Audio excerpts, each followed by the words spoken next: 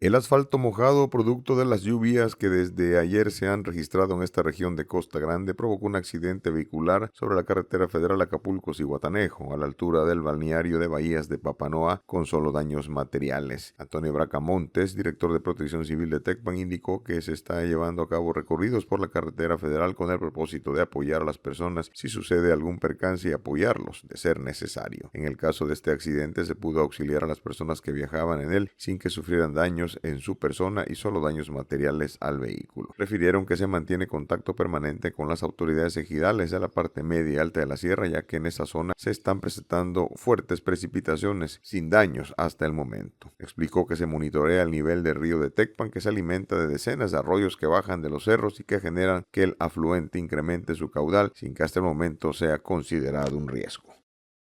Informó para CN6 Noticias Guillermo Hernández.